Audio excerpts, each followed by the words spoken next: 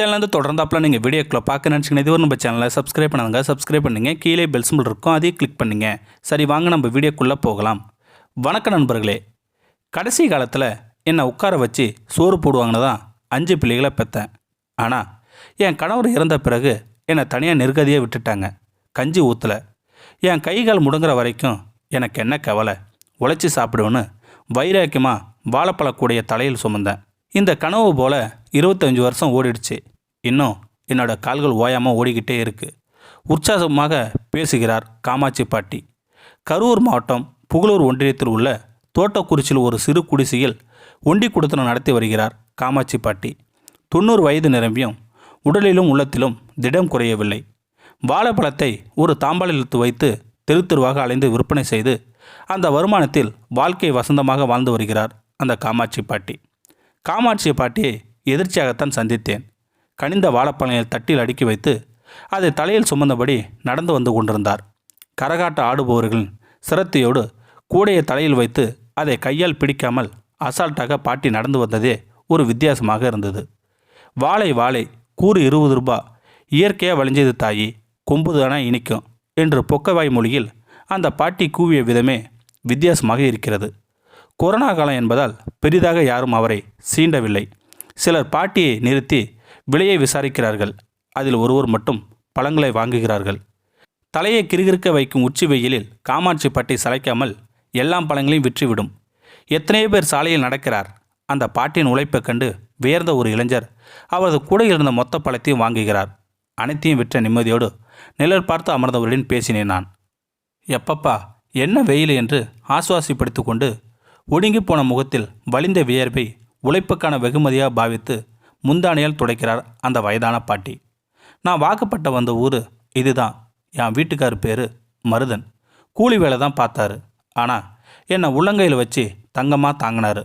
சோத்துக்கு வழினாலும் வாழ்க்கையில் சுகத்துக்கு பஞ்சமில்லாமல் இருந்துச்சு.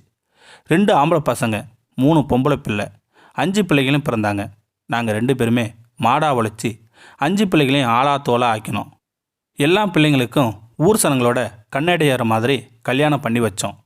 25 வருஷத்துக்கு முன்னாடி என் வீட்டுக்கார் என்னை தனியாக தவிக்கி விட்டு போய் சேர்ந்துட்டார்.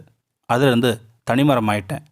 என்னோட பிள்ளைகள் அதாவது குடும்பத்தை பார்க்குறதே ஒழிய என்னை கண்டுக்கலை, பாரமாக நினைக்க ஆரம்பிச்சிட்டாங்க. அதை சாடமடையாக தெரிஞ்சுக்கிட்டேன்னா நம்ம பிள்ளைங்க இனி சுமக்க மாட்டாங்க, நாம தான் இனி நம்மளை பார்த்துக்கணும் என்று முடிவெடுத்தேன் நான்.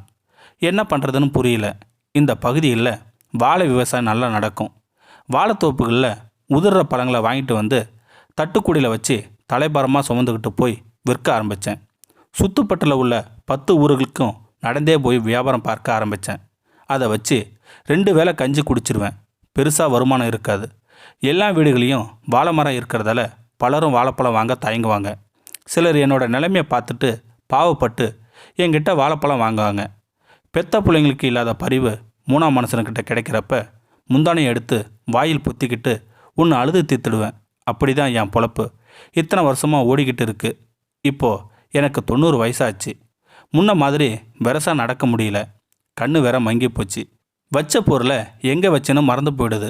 இதற்கிடையில் கொரோனா நோய் வேற வந்து மக்களை முடங்கி போயிடுச்சு. இந்த 40 நாளில் நான் வியாபாரம் பார்க்க திணற போயிட்டேன் தம்பி. 2 வருஷத்துக்கு முன்னாடி நான் குடியிருந்த வீடு உடஞ்சி விழுந்து போச்சு. அதனால் 200 ரூபாய் வாடகைக்கு ஒரு குடிசையில் குடியிருக்கிறேன். காலையில் 6 மணிக்கு முன்னமே எழுந்து கஞ்சி காய்ச்சி குடிச்சிட்டு மதியத்துக்கும் கொஞ்சம் தூக்கு வலையை எடுத்துக்கிட்டு கிளம்பிடுவேன். மதியம் 2 மணி வரைக்கும் வியாபாரம் நடக்கும். சில நாள் எல்லாம் விற்றுரும். ஆனால் பல நாள் ஒரு பழம் கூட விற்காது. அன்னைக்கு முச்சூடும் பழம்தான் சாப்பாடு. உடம்புக்கு முடியலனா அது சரியாகிற வரைக்கும் வீட்டுக்குள்ளே முடங்கிடுவேன். நான் ஒரு நாள் போகலனாலும் ஏன் பாட்டி நேற்று வரலன்னு பலரும் அன்பாக விசாரிப்பாங்க.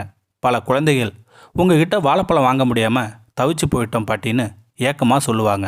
அதுக்காகவே நான் தினமும் பழம் விற்றாலும் விற்கலனாலும் வீதி வீதியாக அலைஞ்சிட்டு இருக்கிறேன். பழம் விற்கிதோ இல்லையோ 10 தெருவை சுற்றி வந்தால் தான் நிம்மதி. என் கட்டை சாயிற வரைக்கும் இந்த அலைச்சல் ஓயாது என்று முடித்தபோது அவர் குரல் இலகி போயிருந்தது. அதில் தெரிந்தது அன்பின் இயக்கம். இந்த வீடியோ உங்களுக்கு பிடிச்சிருந்தா கமெண்ட் பாக்ஸில் கமெண்ட் பண்ணுங்கள். கூட உங்கள் ஃப்ரெண்ட்ஸுக்கு ஷேர் பண்ணுங்கள். இதுவரை நம்ம சேனலை சப்ஸ்கிரைப் பண்ணாங்க சப்ஸ்கிரைப் பண்ணுங்கள். கீழே பெல் சிம்பல் இருக்கும், அதையும் கிளிக் பண்ணுங்கள். தேங்க்யூ ஃபார் வாட்சிங்.